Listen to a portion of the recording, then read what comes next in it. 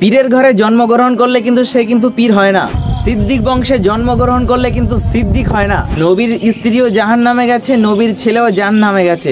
হে WhatsApp guys, আসসালামু আলাইকুম, this is Imran Tahir and welcome back to my new another video. So guys, আপনারা thumbnail এবং title দেখে বুঝে গেছেন আজকের কি বিষয় নিয়ে ভিডিও আসতে চলেছে। আজকের ভণ্ড পীর পীরজাদা কাশেম সিদ্দিকীকে নিয়ে ভিডিও আসতে চলেছে। তো গাইস, আমরা বেশি আর দেরি করব না, আমরা ছোট করে একটা ইন্ট্রো দিয়ে নেই। নামাজ বাদ দিও না বন্ধু, এপারের থেকে ওপারের জীবন অনেক সুন্দর। নামাজ হলো সফলতার চাবিকাঠি। টাকার লোভে নিজের গায়রতকে নষ্ট করে দিলে। পয়সা পয়সা পয়সা পয়সা পয়সা, উনি পয়সা ছাড়া একটা পা চলেনি। যতদিন বাঁচবে ওই বাবা টিএমসি পার্টির পা ধরে চলতে হবে, আরো বাঁচতে পারবেন। পীরজাদা তোহা সিদ্দিকীকে কিন্তু কাশেম সিদ্দিকী বলেছিল এক সময় যে তোহা সিদ্দিকী যখন রাস্তা দিয়ে গাড়ি নিয়ে যাবে, তার গাড়িটাকে দাঁড় করিয়ে তোহা সিদ্দিকীর জিপটাকে বার করে দেখবে যে তৃণমূল থেকে কত চাটা চেটেছে।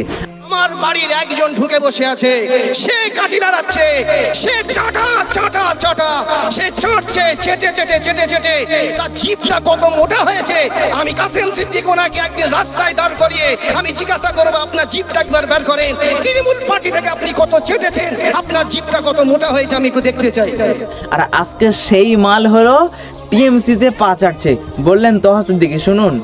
আমার রাস্তার ধারে দাঁড় করিয়ে দেখবে, আপনি দাঁড়ান, আপনার জিপটা দেখবো তৃণমূলের খেতে খেতে কত জিপটা মোটা হয়ে গেছে। এখন দেখছি সেই মাল দেখছি একদম পা চাটতে আরম্ভ করে দিয়েছে, পা চাটতে আরম্ভ করে দিয়েছে। কথা বুঝতে পারছেন না? পশ্চিমবাংলার মুখ্যমন্ত্রীর হাতটাকে মজবুত করব, তাই আমাকে পশ্চিমবাংলার মুখ্যমন্ত্রী একটা জায়গা আমাকে দিয়েছে। নবান্ন কোম্পানি জানতে পেরে গেছে এই নওশাদ সিদ্দিকী আগামী দিন আমার চেয়ারটা কেড়ে নেবে।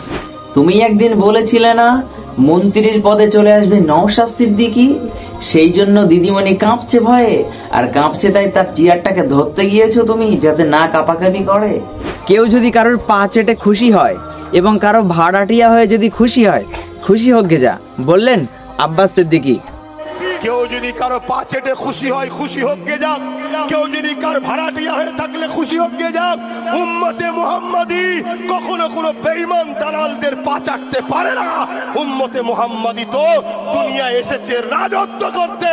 মুসলমান দাড়ি থাকলে শুধু হয় না, টুপি থাকলে শুধু হয় না, আর বাস্তব রূপও দিতে লাগে। উম্মতে মুহাম্মাদি কখনো কারোর পা চাটে না, ঠিক আছে, সিংহর মতো থাকে। তৃণমূলের নেতাগুলো নাকি সব চোর, তারা মারা গেলে নবান্নয় গিয়ে ফেলে দিয়ে আসতে হবে। একদিন তুমিই বলেছিলে না, আজকে তুমি তো সেই দলে গেছো, তুমি চোরকে সাপোর্ট করেছো, মানে তুমি নিজেও চোর। কথা আছে না, লোভে পাপ আর পাপে মৃত্যু। তুমি মারা গেলে তোমাকে কোন জায়গায় দিয়ে আসবে মাটি? তুমি নিজের কওমের কথা ভাবলে না? হ্যাঁ, নওশাদ সিদ্দিকী কি ভুল পথে আছে?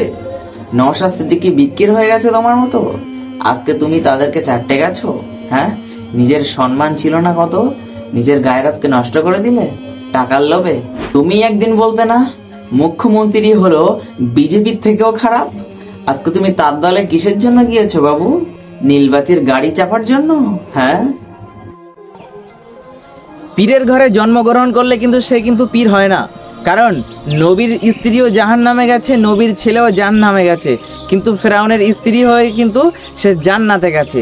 তো ব্যাপারটা হচ্ছে কি, পীর সাহেবের ছেলে হলে যে সে পীর হবে তেমন কোনো ব্যাপার নেই, ঠিক আছে। অনেক মোনাফেকও থাকে, অনেক গাদ্দারও থাকে, অনেক ভণ্ডও থাকে। সিদ্দিক বংশে জন্মগ্রহণ করলে কিন্তু সিদ্দিক হয় না। সিদ্দিক হতে গেলে তার যোগ্যতা দরকার। আসলে সে মিথ্যাবাদী না সত্যবাদী, সত্যবাদীরাই হলো সিদ্দিক, সত্যবাদীরাই হলো সিদ্দিক, মিথ্যাবাদী কখনো সিদ্দিক হতে পারে না।